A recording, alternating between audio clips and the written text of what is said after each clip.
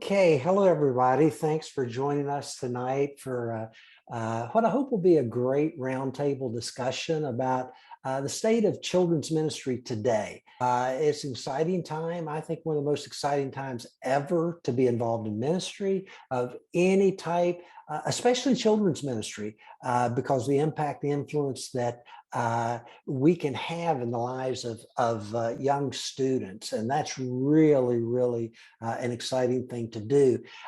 And so tonight we just want to talk about the opportunity that we have to build into some of the greatest kingdom participants that there are in our churches, and those are our kids.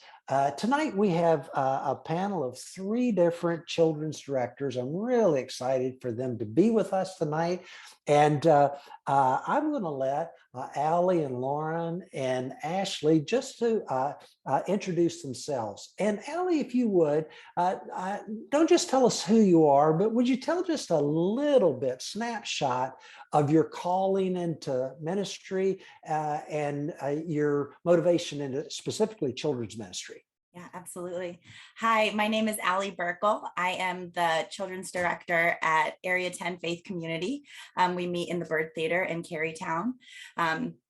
My motivation for being in ministry, I grew up in a ministry family. My parents always showed me the importance of being in church and discipleship and just being involved in that world. So that really is my motivation behind being in ministry and specifically being in children's ministry. That's really cool, Allie. When I was real little, my dad died when I was like 2, and my mom began working as the church secretary. And I remember riding up and down. I wasn't 2; I was a little bit older when I remembered it, but riding my tricycle up and down the hallways. And to me, it was never a big deal for people to go to church on Sunday. I went to church every day, and so I just figured everybody ought to do that, Yep. And but I had that background from real early as Yeah. well. Lauren, how about you? Tell us about your experience. Like you, grew up in a ministry family. For people who don't know, this is Ashley, and we're sisters, and so we grew up in a ministry house. And it's really funny. Rose Williams is our mom, and she's was just a great children's director for many years, volunteer for a long time, and then paid staff at Fairmount Christian. And when I was in high school, I would swear to people, like, I would never go into the ministry. I would never do this. I would never marry a minister or do any of this stuff. And amazingly, once I finished college, and I actually was working with my mom as an assistant, he definitely called me into children's ministry. But I was happy to join into that ministry. Then I was less resistant than like high school me, saying I would never do this. But it was just funny that I had that attitude. But then I ended up in children's ministry, and I worked at Fairmount as an assistant for a long time. And I always wanted to be an official children's minister. And then I never would have guessed it. I grew up at Fairmount. I was there my whole life. I assumed it would be there, but it ended up being at Pole Green Church of Christ. I got a call from E.L. Jones, and I just would never have believed that I would have been there. And then now with merging with Liberty, and now we're Compass, it's just been really exciting. I could never have guessed the places that I would have ended up in ministry, and I'm so thankful for it and just so happy. And it's also really neat. Me and my sister, we live in the same town, and we do ministry at 2 great churches like right down the road from each other. So that's just really awesome. We have our mom close by, and she helps both of us. So ministry is just in the family, and we love doing it. We've been very blessed. Ashley, you're the children's director at my home church, Fairmount Christian Church. Tell us a little bit about your pathway to get there, calling in ministry. So I'm Ashley Sears. I am a career changer. I was a teacher. I taught for 7 years in public school. I wasn't really, actively seeking a position in ministry per se. My mom was the first children's director at Fairmount, and she was retiring because I had just had a baby, and she was going to be full-time Nana.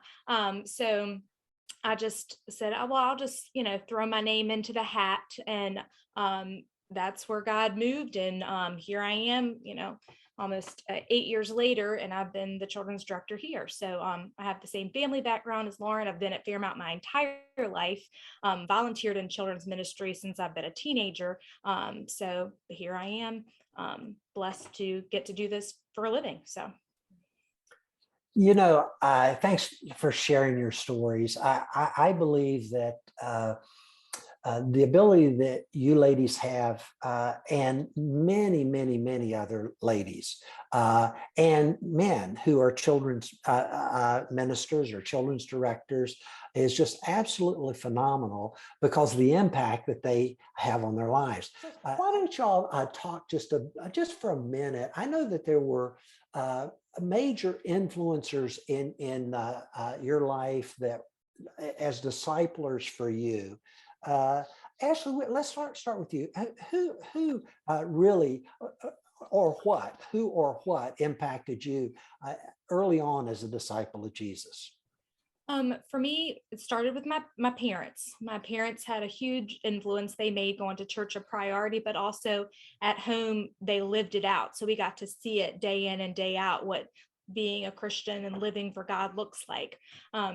So I had that, but then I have had lots of different people over the years pour into me, Bible school teachers, discipleship group leaders, a Bible study leader that, invited me and my friends into her family's house. So for me, it was the people that were, teaching me biblical truths, but then also showed me how much they loved me through their actions. So I've had, numerous people that have just made an impact for me. And it's really neat. Most of them I still go to church with. So they've got to see me grow up and see me now in this role. And they had a large part in that.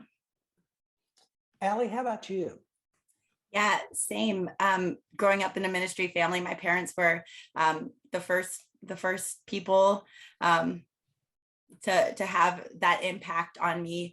Like you were talking about, Neil, just growing up in the church, on Sundays, on others days, just really just being in that environment all of the time, I think really played a role in it. And yeah, also just the different Sunday school teachers, youth group leaders that I can think of over the years that poured into my life, that not just on Sundays or on the days where we had class, but checking in on me during the week, taking off from their other jobs that they might have had to take us to camp and to do things like that with us really impacted me a lot. Lauren, we'll shoot that question to you. Major influencer in your life? I would have to say it's crazy because all three of us came from ministry families, but I'm going to go back out there and say again, my parents. And when we were children, our mom was not the children's director at Fairmount, always been highly involved with kids. But our parents, they were huge in the things that we learned and then we applied in our life. And that's something that in children's ministry now makes me want to pour into parents, because so much more happens at home than we can do in 1 or 2 hours, or maybe if we're lucky on a Wednesday night, get that third hour with kids. But so much more happens at home when I'm talking to kids and challenging them to learn like the books of the Bible. I remember, and I say, my parents sang the books with me before we went to bed at night. Those are the places that those truths really hit home. And my mom she was a mentor spiritually and professionally to me. She stuck with me through some years that were rough young adult years. But it really was my parents for me. We had some great leaders growing up at Fairmount in the youth group there, and just some great adults who poured into us. But I would say largely my mom and dad. I really appreciate you ladies sharing your stories. And as I was thinking about you sharing your stories about your parents, the influence that you had on your life, they had on your life, your lives, I realized that there are a lot of kids, a lot of adults, a lot of children in your ministries that don't have those parents. just don't have those parents. My dad took his life when I was 2 years old, and I grew up without a dad, and I really looked at everybody else at church, and everybody else. I thought everybody else was normal. Except for me, they had mom, dad, cat, dog. We didn't have a cat or a dog. I didn't have a dad, and but I thought everybody else had a normal kind of home. And it wasn't until really years later that even people that grew up with mom and dad, not everybody had a perfect home, even if they had mom and dad, and there was a lot of hurt. But I concur with you about the influence of the people that we can bring on board with us in our ministry to come alongside our children. I remember a man named Mr. Bob Talaferro, and he was an elder at the Salem Church of Christ where I grew up. And I remember one day he came by and he said, "Neil, I'm going to take you golfing." And I was just a little guy, and he cut off 2 golf clubs, short for me. And I was probably about 8 or so, 7 or 8 years old. And we went out to the Salem golf course and I whacked balls around. And I didn't really appreciate that until I got to be an adult and I started playing golf. And I realized he gave up his golf time to go with a little kid. But the impact of all of those things, discipling kids, is so powerful. COVID reset, I think is causing all leaders to rethink their discipleship strategy. That's true in adult ministry. It's true in youth ministry. It's true in children's ministry about how we're really trying to disciple kids. I had a conversation with a pastor about 18 months ago, and he said, I realized I was putting all my eggs in the wrong basket. He said, I thought if I could get people to come to church on Sunday morning, that was the most important thing I could do to help them become more like Jesus.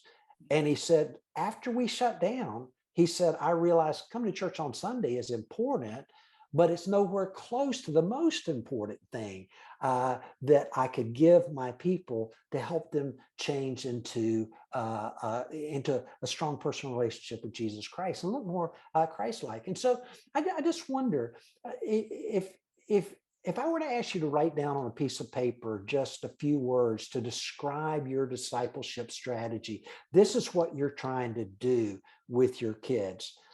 And just a few phrases, what would that look like? Lauren, we'll let you go first this time. I think well, discipleship strategy, I don't think COVID has really changed anything about that.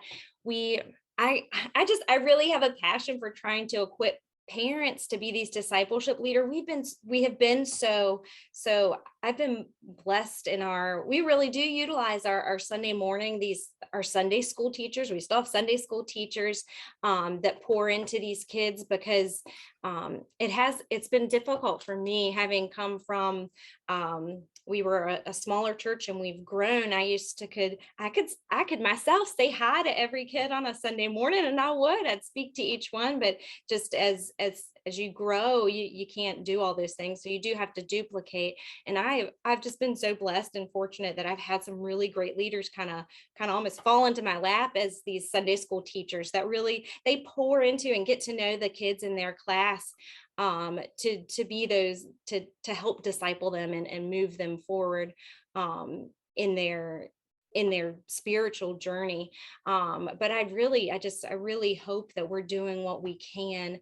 And then our adult ministries are doing what they can to equip the parents or the people. There's a grown-up that brings every kid to church. So equipping them to answer the questions when you get home or direct them where they need to, if they don't have the answers, to help direct them where they need to go.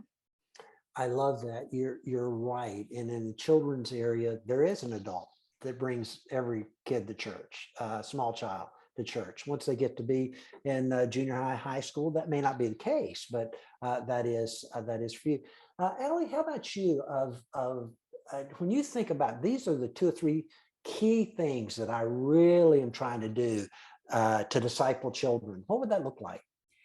So at Area 10, we talk about how we want to help people connect with God, find their people, and change the world. And we believe in doing that from the tiniest one all the way up through the adults. And so what we do in A10 Kids, Bible-based age-appropriate lessons, and starting in the toddler age group, we do lessons, little crafts, things that go along with their lesson, and even the babies in the nursery, what we have started doing, they get a nursery card and somebody prays over them every single week. And our volunteers, our team in the nursery will write down their name, and they give the parents a card each week that says your child was prayed over by, and they just put their name down. And we want these parents to know that from the time that they're infants, that we are praying over them, and we are starting this discipleship process with them from the time they're little. And then, like you mentioned, partnering with families, coming alongside them, we say we have them for about an hour a week, if having them on a Sunday morning. So we want to partner with them. We want to come alongside them and equip them to really have that spiritual impact on their children as well, along with us. I love what you were mentioning concerning having people pray over those children. When I was pastoring a church, we began a Wednesday evening prayer time, we called it. And then we just allowed our people to walk around the worship room, around the building, and pray over the facilities. And what we simply said was, would you just pray and ask God to be present and cause the people, no matter what age they are, to know in their heart that God's in this place and that you're going to meet them here today. And we would have, didn't ask, but we would have people in our nursery on their face praying over toys, praying over little seats that little kids would be seated in, just saying, Lord, would you be here on Sunday? And then they would pray over the adult space as well. And that was fantastic. But that was really a game changer for us. So I love that. This is always changing somebody into walking with Jesus closely is a spiritual battle. Satan doesn't want to see it happen. And so for all those on the call, I would just recommend you figure out some way to breathe God's presence into your ministry through prayer, whatever that would happen to look like, and to cover your children with prayer as well. Well, actually, I want to give you exactly the same opportunity, perhaps about discipleship. Is there anything that you've changed in your discipling after the post-COVID break? I don't think I've changed much in terms of discipling, but it did confirm what we knew we should be working towards. At the beginning of 2020, we actually were rebranding our children's ministry, and we came up with a new mission statement, and that was partnering with families to grow kids who know God, show love, and go serve. And we've really been focusing on the partnering with families, and then God gave us a great opportunity to put that into action because, like you said, we weren't meeting on Sunday mornings. We were doing bag drop-offs and activity bags and online, all that fun stuff that we got to do. But it was all in the parents' laps. And that's really what it's not our job to do that. It's their parents' job. We're just there to help them and guide them and give them resources. So that kind of confirmed more than ever that we are just an aid in helping the parents to disciple their children further. I do similar to Allie and Lauren. I pour myself into my volunteers so that they can pour themselves into the children, because it's a little too large for me to, I can't go to everybody's game. I try to go to some. I probably don't get to say hi to everybody, but those teachers in the smaller settings, they can do that. They have that small little unit, so they can be those people. So I try to pour myself into them so that they can pour themselves into the kids. So that's something that I try to do. I also have a small group of My older elementary, it's made up of fourth and fifth graders. I call it the JC crew. It's our junior church crew. They apply to be in this, and they're the leaders of junior church. So throughout the year, we are they take ownership over junior church, and they lead it. They do worship. They serve communion, they pray, they so they do those kinds of things. We've been doing it for quite a few years. So now my teen helpers that can run junior church without me, they started when they were in JC crew, and they've just kept doing it every year. I've got two that I'm going to cry at the end of the year when they go off to college, because I'm going to miss them so much, but they've been doing it since they were in fourth grade.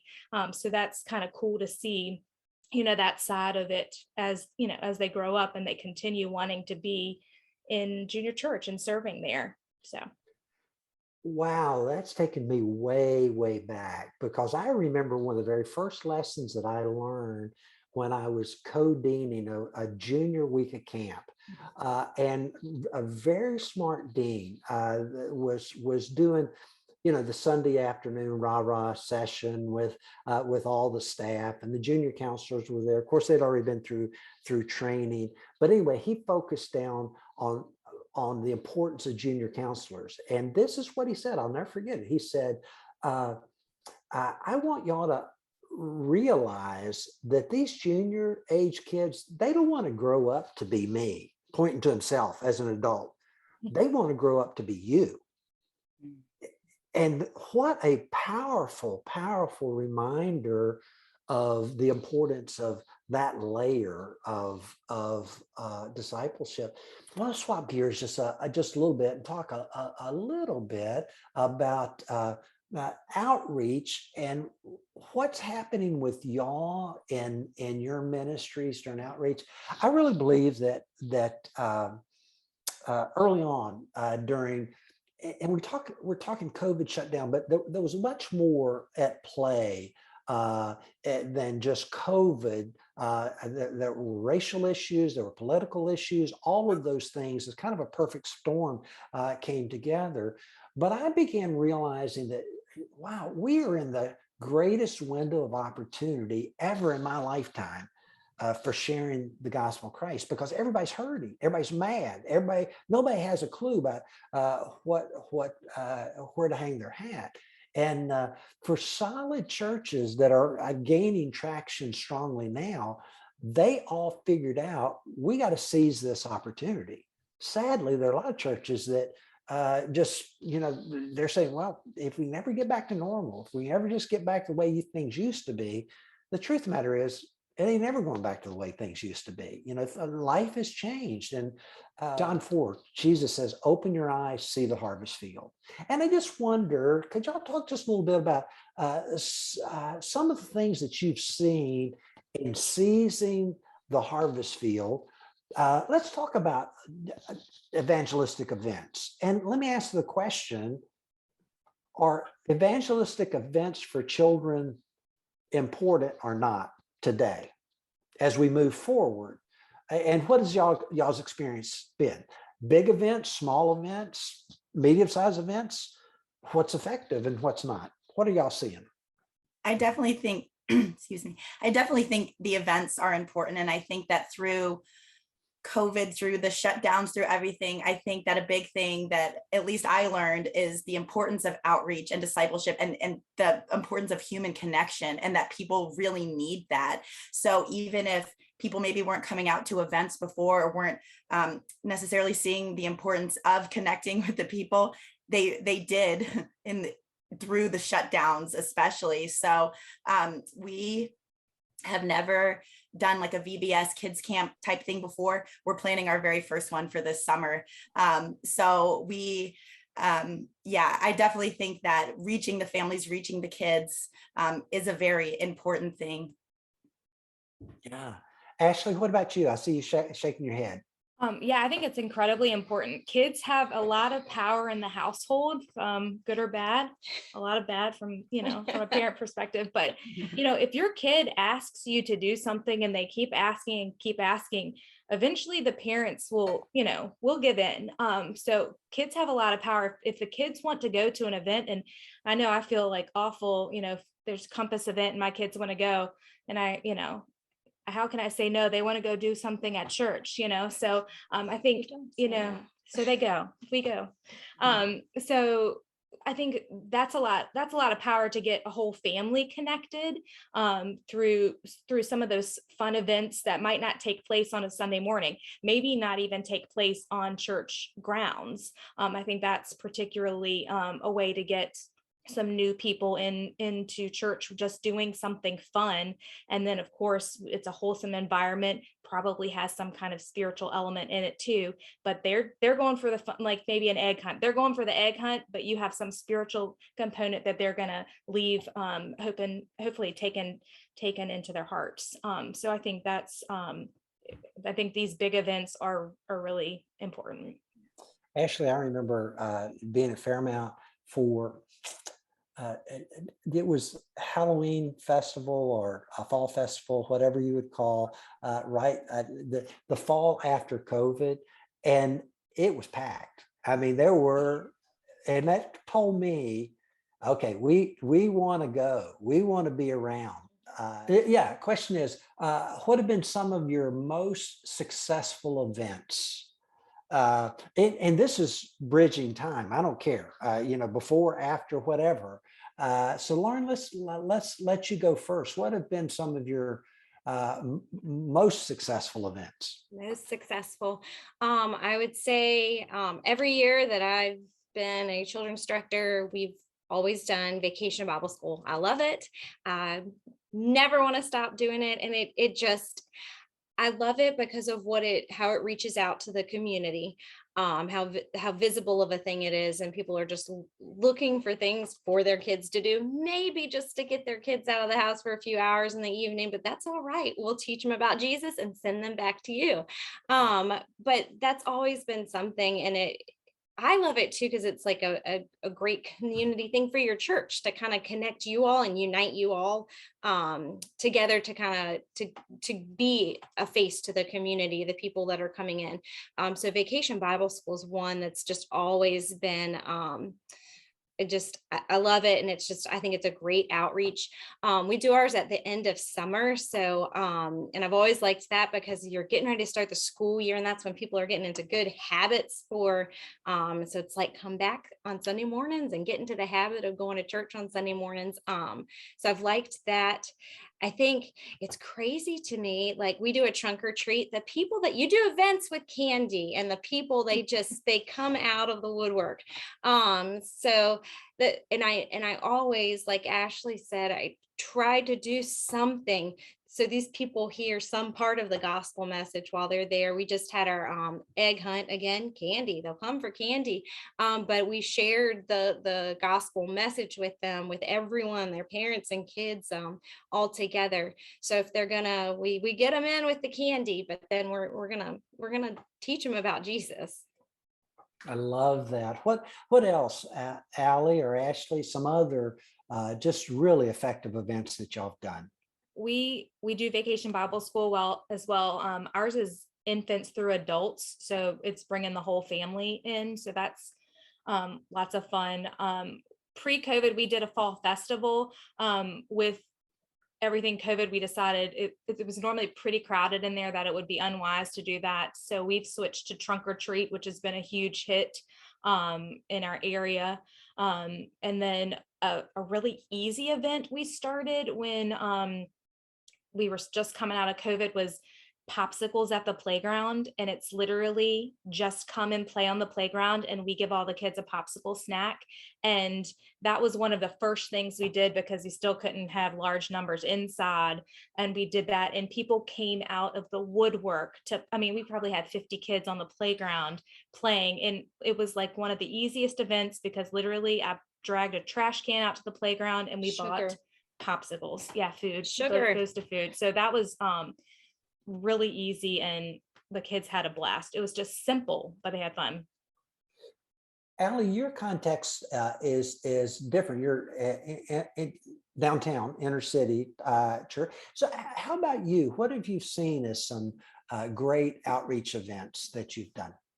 Yeah, our setup is a little bit unique in that the adults meet in a theater, and then in the children's ministry, we meet actually in our office space down the block. So we are actually in different buildings. The parents drop their kids off before they go to church. So sometimes it can feel a little bit disconnected. So we do our best to then bring people together and to get people into our space. And we are in the city right there, and we have a really good outdoor space. And so through COVID, we realized either you couldn't have that many people inside, or people maybe didn't want to be inside. So these outdoor events are really what got people in. And being in the city there, sometimes people would just wonder what was going on, and they would wander back and they would see. And as you guys said, the food, the fun games. We had a festival recently. A lot of times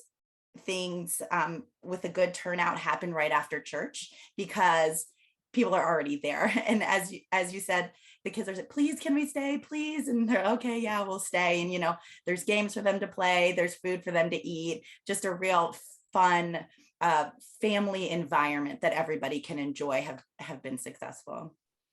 Now, Allie, your Area 10 is on Cary Street, which Yes. is a major kind of street, a lot of shops, a lot of bars, a lot of restaurants, a lot of people. And I remember being at is it the Tomato Festival? Is that or It's the Watermelon Festival. Watermelon Festival. I knew it was Yes. food. I just I remember that. And I mean, the Cary Street is packed. It's shut down to traffic. And so how have y'all leveraged that, not just in children, but those opportunities? Yeah. Yeah. So before COVID, we actually had a coffee shop right on the same block right there. It is no longer in business, but we, through the church, we have put a booth out. One year we did, it's hot out there, I think it's usually in July. So we put up like little, like a cooling station. So with like misters that people could walk under and cool off. We did a baby changing station. And just trying, once they're in our space, once they're there, to either have a little pamphlet or to tell them about the building and just tell them why we're there and who we are. So yeah, there are a lot of people. It gets very busy there with different events. I was actually, it might've been this past Sunday, we came to church and there was like a race going on down the street. So there are a lot of people in the area. I think it's so critical to be able to connect with events that you're not just having to put on yourself, but you're kind of just partnering in with community. Have you other ladies had opportunity to, like in Hanover County where you are, with community events that you've been able to connect with? We did, I guess this was definitely, pre-COVID, the Tomato Festival in Mechanicsville. I knew there was a tomato festival. Yes, that's okay. We partnered, and we had a little station. We had the baby changing station, and we had some little things, and we had popsicles, and people could come and visit us at that little, get to know about us. But then we were offering like a service that was helping some families. So that was it was really neat to do that. I think the next year was when it shut down for COVID. So it's like kind of lost that momentum there. But getting out there, I mean, it's huge to go to these things that are not just put on by churches, because there's some things they won't come to just because it's put on by a church, but they're going to go to the Tomato Festival in Mechanicsville.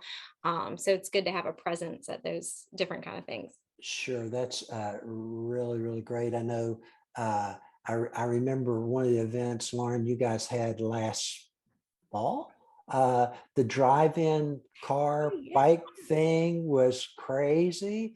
I know Walker Galding does it down Rappahannock. I think this upcoming Sunday, perhaps it's going to be down there. And you guys had a mob of people on your property for a fun day. We did. It was crazy. Last year was the first one that we did, and we followed Rappahannock, their lead and how they've been doing it. And I do think theirs is coming up this week. Walker visited Compass and told us all about theirs and the child that they're sponsoring. But yeah, that was just crazy. Another way, kids, you do candy, adults, you do classic cars and motorcycles, and then everyone comes out. I mean, it was really, really cool. And so the idea was the car and bike riders, they're not compass people. They're just necessarily, a few may be, but most are not. And so it was just bizarre to have hundreds of people that don't go to your church, but they're there for church because you guys had church. That it was outside, but you had church, and EL preached, and I did a wonderful job. Had a couple questions here. Scott Klein asked, have you been able to find opportunities for your kids to serve in outreach capacity?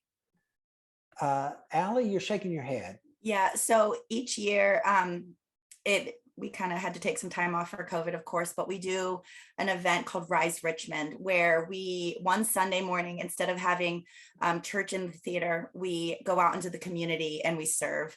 And there's different serving opportunities that people can sign up to do. And we provide childcare for the younger ones, but for the older kids, my oldest is 7, and he was able to do one. As you mentioned, Neil, we're on Carey Street, which can get fairly busy. And so one of them, it was the one that my husband and my son did. It was Carytown beautification. And so they just went and they picked up trash and they put mulch in the planters. And there were various ones, painting projects. We do something with a group called Generosity Feeds, where we pack meals for people who need it. So, and kids can participate in that as well. So we do that throughout the year. And then once a year we do Rise Richmond, and our children can be included with various projects. I know, Ashley, you've done Generosity Feed type of projects at Fairmount as well. Yes, we have. So we've done a big feed. Our missions team committee or team at Fairmount is called Impact. So there's even impact days where we'll go out into the community and do projects. Sometimes it's at local schools, sometimes it's at widows' houses of members of the church. So kids lots of times will go to the local school and they'll help with weeding and mulching. Pre-COVID, I haven't relaunched it since COVID.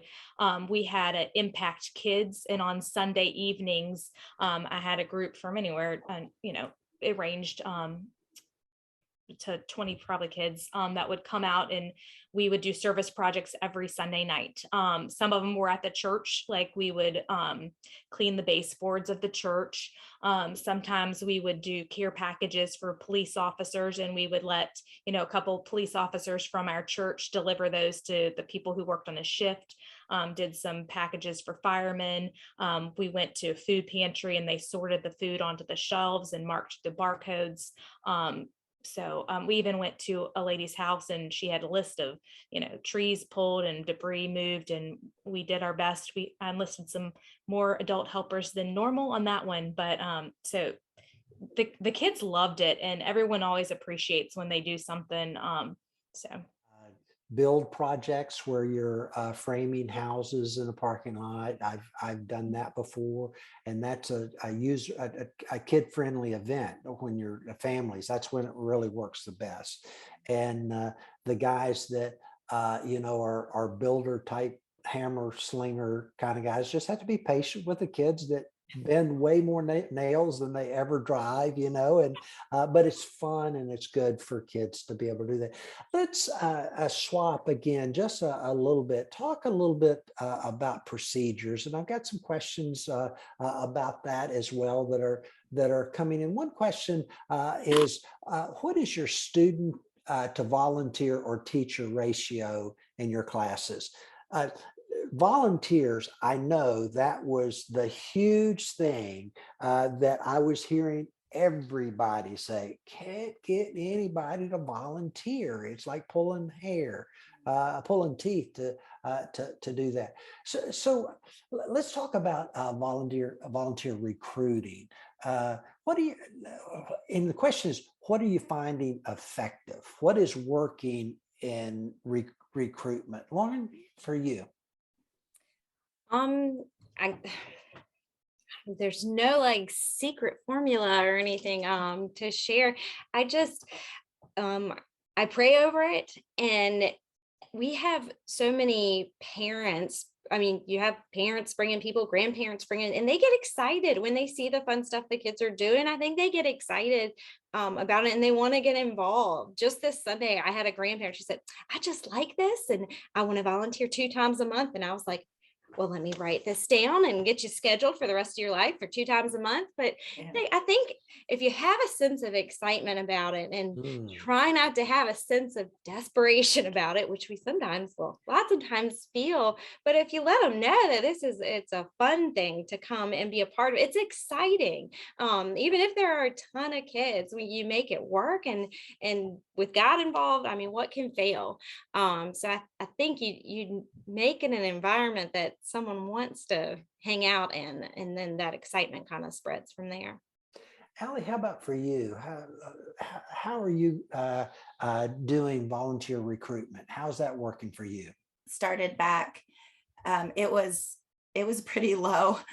We just had some people choose to maybe stay home and watch the live stream because that was an option, or maybe some of the grandparents or the older people not feeling comfortable yet coming back out, people with small kids, so we did lose some volunteers or not have people. So like you were saying, it's sometimes it is hard not to feel that like desperation, like we need you, but we really do.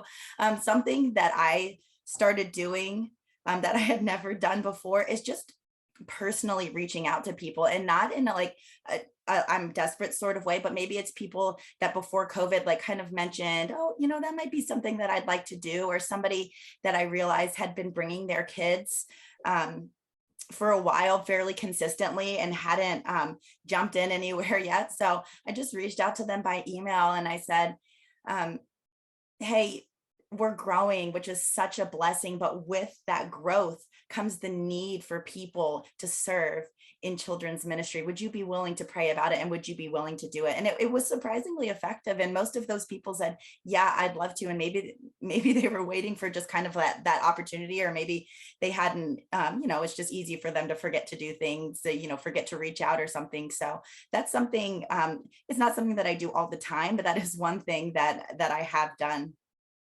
differently. How about training volunteers? What's that look like today? And maybe it's the same as it's always looked for you, but what does training of volunteers look like? For us, it looks very similar to pre-COVID. We ask our volunteers to make a 1-year commitment, and we find that that's effective because they don't feel like, oh, if I say yes, then I'm stuck in this for life. So we ask them to do 1 year from our promotion Sunday to the end of that year. And so when they say that they're going to volunteer, we start the volunteer process of, the paperwork, the application, the background check. And once all that stuff is cleared, then we start a period of observation. So they observe whatever area they are going to serve in. And for some people, it doesn't take very many observations, or depending on what it is, but some it takes longer. And then we, if it's a teaching position, then we have them partner with one of our veteran teachers. I choose, specific ones, and then we let that person take over the veterans classroom for a little period of time and help them get established. So then by the time our promotion Sunday comes, they should feel pretty comfortable. With that said, it doesn't always work that way. We don't always get all the volunteers early enough to do that. So sometimes we do train them, but it might mean that I'm in there with them and I'm filling in the gap while they are getting acclimated and getting comfortable. But it's really a disservice to children's ministry and to that volunteer to not have them properly trained, because then they don't enjoy doing what they're doing. And that's not good for anybody. So it's, really good training is really critical. Yeah, and I guess having to retrain, hit the same thing, continue to talk about what's important, it would seem is a valuable thing. How about communicating with your parents? Have you seen an uptick in what you're doing and trying to talk with your parents, or are you about the same as what you've been before? Lauren, how about you? Um, I'd say it's hard to remember. It was a long time before COVID. I Yeah. know during COVID, I mean, goodness, our online presence and Facebook, we were just probably they were exhausted with all that they were hearing from us. But I would think, I mean, kind of now it's kind of settled back in. We use Facebook. Our church has our Facebook page that's public and anyone can see, but then we have different like Facebook groups for our different ministries, and we have the Compass Kids one, and it's a private one, so not just anyone can see. So we feel a little more comfortable posting pictures and letting information out to parents. But we utilize that a lot. We have a weekly email that I do for kids, and then our whole church does one too, just to keep information to people. But really, we're a Facebook crew at Compass. So we really utilize that a lot for communication. We did it before COVID, a lot during COVID, and we still do now. But I'd say that's one of our biggest communication. We do have some services. I'm getting to know one of them that we've had at Compass, but like I'm new to using it. We have a text in church. I don't know if anyone on our staff is on here. I had trouble with it today. I was trying to figure it out. But doing some mass texting to reach out to people and to get them to connect has been a useful thing as well.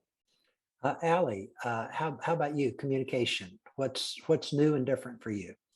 So we recently sent out a feedback form to our parents, just kind of, we recently implemented some new policies and procedures, and just kind of how is this going for you? We want your feedback. And one of the things that they let us know is that they really they want to be informed. And of course we know that, and through COVID, the good communication became even more important. But so the Facebook page is one thing that we're going to start soon. And one thing that I started coming back from COVID, we switched to a different curriculum actually coming back. And one thing that they provide is take home sheets. And so just like putting something physical into their hand that is sent home. So I send home a monthly overview sheet at the first Sunday of every month. And that tells their parents, it communicates to them, this is what they're going to learn each and every Sunday of the month. This is the Bible verse, this is the verse for the month. And these are the stories that they're learning. And then each week, we then send home a little half sheet that says, this is what they learned today. Here are some questions to ask them, because as we know, if you just ask your kid, how was church today? Good. It was fine, whatever. So what are these open-ended questions that we can ask to keep them informed about what their children are doing with us? Wow. We are almost out of time. We've got about 2 minutes, and I've got so many more questions I want to ask y'all, and that's okay. That's okay. I want to thank y'all for your time. Perhaps you could share just very, very quickly. Children's ministry is all about life change, about changing a child, changing a family. Does anybody have without using names or without getting too close, does anybody have a good life change story that you could share from your ministry, from the last few months of ministry with children? Anybody? I have one that was kind of a neat thing to see, and it came about from COVID stuff. Actually, we pre-COVID, we have a good database system. So I have names of kids that came to anything. I have their name and contact and stuff. And when COVID hit and I knew we're going to be doing church online, we're going to be doing Facebook, I went and I took like every prospective person that I had that would ever come to our church, and I added them to our Facebook group because I wanted them to see what we were doing. And there actually was a family who they had visited at when we were at Pole Green and came to some big events, but that was all. They just came to some big events. But through the pandemic, like they started coming to church, and I don't know if it was seeing our presence online. But now they come to our church. They're members of our church. The parents teach, that their kids are engaged, and it was just really neat to see. It's like, well, God, you just use this, and I never would have thought just adding some prospective people that had just shown up, just to see what we're doing. So that was one thing. If that's one family like that, our whole shutdown that came to our church, I mean, I was really excited about that. I think, Lauren, you can take that story and multiply it over and over and over and over and over again. I think every ministry has had those have had those families come. I've had those children come. Um, we haven't even had time to talk about issues like the emotional fallout during COVID, not being in school. I know y'all are aware of that, and I would just encourage those that are listening to be focused down on that, to be in the lives of your children, to listen to them, to hear them, really hear what they have to say, and ask the next question to make sure that they're okay. But I want to say thank you to Allie and Ashley and Lauren for you being with us, and for all the individuals that are hooked up with us on the call tonight. I just appreciate your stories that you've shared, your life. And I thank you that as you all had the chance to grow up in kids ministry in church, that you've said, I can do that. I can do what somebody did for me. Thanks for doing that. And thank you for sharing your hearts tonight. Well, folks, that's it for tonight's Waypoint 55 webinar. We love having you with us. We do these every single month. Next month, we're going to be talking about youth ministry and what that looks like. And we just appreciate Mid-Atlantic Christian University, and they're sponsoring these opportunities for us to come alongside ministries and churches all across the Waypoint region. So we look forward to seeing you next time on a Waypoint webinar or a podcast for you to listen in, or at some event that we have for you. God bless. Take care. Bye-bye.